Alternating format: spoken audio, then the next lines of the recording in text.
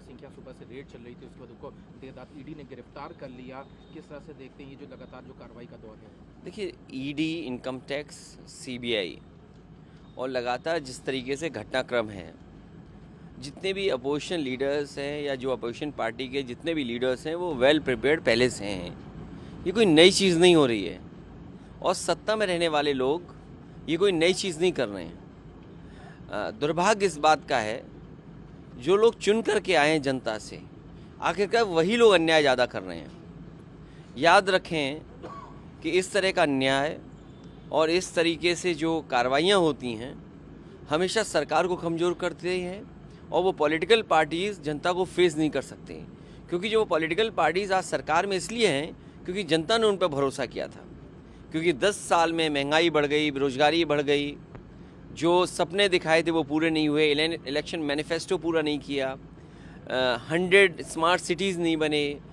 और अगर हम याद करें 2014 वादा तो ये किया था कि नए शहर बनाएंगे, ना नए शहर बने, ना स्मार्ट सिटीज़ बने, बेरोजगारी बढ़ी है, किसान की आय दोगुनी नहीं हुई, बिजली का बिल महंगा है। और जिस कदर बड़े बड़े सपने दिखाए थे इन्वेस्टमेंट के, बड़ी बड़ी मीट की गई थी, क्या हासिल हुआ? जब कोई चीज़ हासिल नहीं हुई तो पॉलिटिकल पार्टीज़ के लीडर्स को बदनाम करने के लिए और उन पर पहले से जो कार्रवाई कर रही है अपने अधिकारियों से उनको फंसाने के लिए, सरकार में रह कर के कौन सा अधिकारी किसको नहीं फंसा देगा? एसओ से कह दो वो जेल भेज देगा, लेखपाल से कहो वो ज़मीन के विवाद तैयार कर देगा। तो सरकार में रह कर के ऐसी कार्रवाइयों से सरकार मजबूत नहीं होती है। जब कभी भी जनता के बीच में वोट मांगने जाएंगे तो जनता इनको जवाब देगी। क्या लगता है बीइंग एन अलायंस आप सब साथ हैं, किस तरह से इसको आप लोग विरोध करेंगे और क्या लगता है अभी आप कह रहे हैं जनता? देखिए, अभी हमारा विरोध जैसे जिस स्तर पे जहाँ जो पॉलिटिकल पार्टीज हैं सब विरोध कर रहे हैं और जितनी भी अपोजिशन पार्टीज़ के लोग हैं उन्होंने सब ने कहा ये गलत हुआ है। न केवल विपक्ष के लोग कह रहे हैं लेकिन बीजेपी के अंदर बैठे हुए नेता बोल रहे हैं कि ये गलत हो रहा है, क्योंकि कल उन्हें वोट मांगने जाना है। इन बातों का जवाब कैसे जनता में दिया जाएगा, ये बीजेपी के खुद के नेता इस बात को सोच रहे हैं। एक और सरकार ने उसको कर दिखाया है, जो डेटा था वो सामने आ गया बिहार का, जिसके बाद अब बीजेपी से तमाम तरह के बयानात आ रहे हैं। प्रधानमंत्री राजस्थान में कहते हैं गरीबी सबसे बड़ी सबसे जाती है, इस तरह को काउंटर भी कर रहे हैं। लेकिन क्या लगता है कितना? मैं बधाई देता हूँ बिहार की सरकार को जिन्होंने ये फैसला लिया और कि कम से कम अगर हम इसको सेंसस ना माने तो सर्वे तो माने, और वो सर्वे माने जो हकीकत है ज़मीन पर कि किस जाति के लोग कितने हैं। कम से कम अब सरकार को ये मदद मिलेगी कि किस समाज में योजनाओं से लाभ पहुंचाया जाए और किसकी भागीदारी कितनी हो।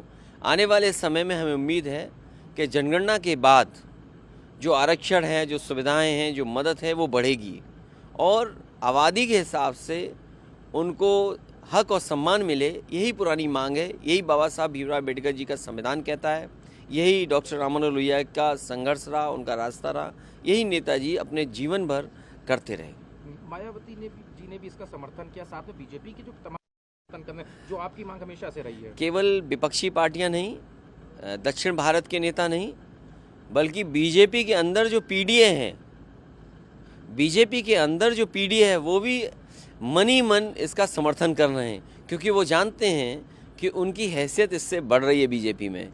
तो बीजेपी के अंदर जो पीडीए के मेंबर्स हैं वो इसका समर्थन कर रहे हैं। ये बात बीजेपी को दिखाई न दे, इसके लिए मैं कुछ नहीं कर सकता। एक आखिरी सवाल है, आज प्रशिक्षण उसमें था, उसमें आप लोगों ने हमेशा से जाति जनगणना के भी मुद्दे रखे, क्या लगता है कितना सक्सेसफुल रहेगा और क्या कुछ और पार्टी इसमें मुद्दे? इसी तरह के शिविर हर जिले में होंगे, अभी काफ़ी ज़िलों में हो चुके हैं।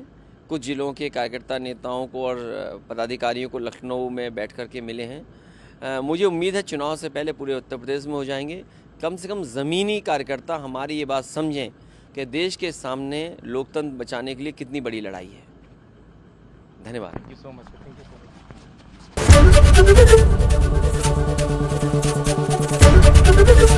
एबीपी गंगा, खबर आपकी, जुबान आपकी।